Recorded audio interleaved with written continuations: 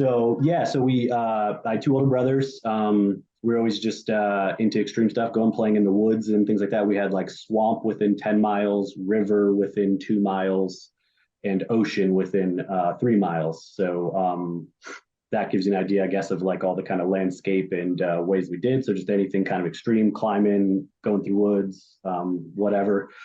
And then skateboarding came about, which was first like a means of like transportation / we would skateboard.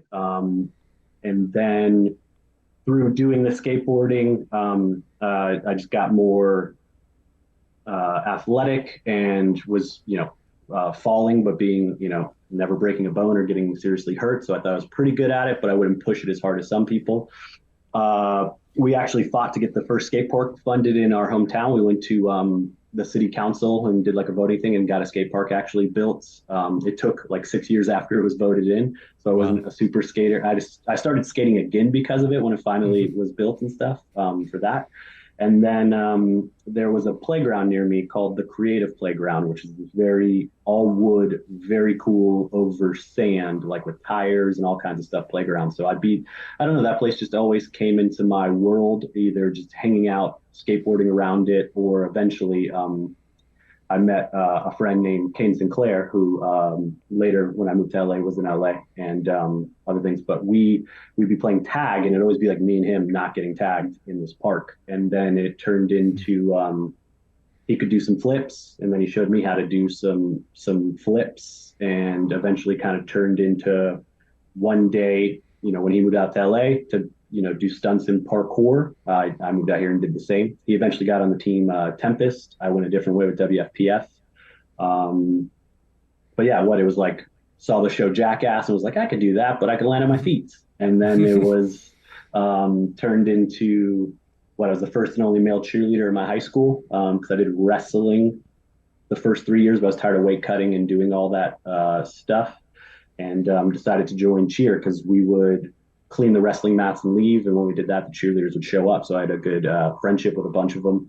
And I had a trampoline in my backyard and taught myself how to flip.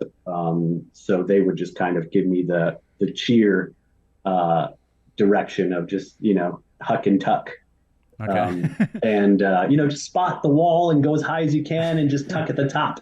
And, the kind of training that I would never teach somebody, but it worked for me at first. So, also from wrestling, I was very confident. I was used to getting slammed under some other man's will and, power, and being able to like roll and not get hurt with it. So then it was like, I think if I flip and I fail, I'll just go to this, or I'll do that, or I'll do that. So it was a unique way to learn. So when eventually I saw a trailer for a movie called District B13 on TV at like midnight. And I went to the one movie theater that was in the nearby town, and they weren't showing it. And they looked it up in like a book that they had that said, hey, this is playing in Miami, Florida. So, which is like 3.5 hours away from me. So I said, okay. So I got a friend who went and saw that movie, like just drove down there that day.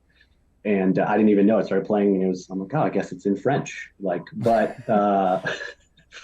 by the end of the movie, I was like, okay, David Bell, Sebastian Foucan, what is this? And I went home and went on the computer and found out what parkour was. That's when I stumbled upon the Sebastian Foucan's what is freerunning compared to parkour? What is this to that?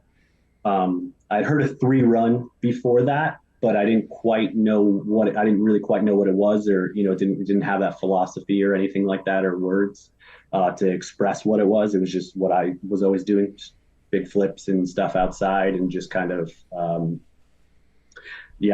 just I guess doing what they call parkour now. So when I found out what it was, I said that's so cool. That's what I do. I'm actually an athlete, I guess. This is something sweet.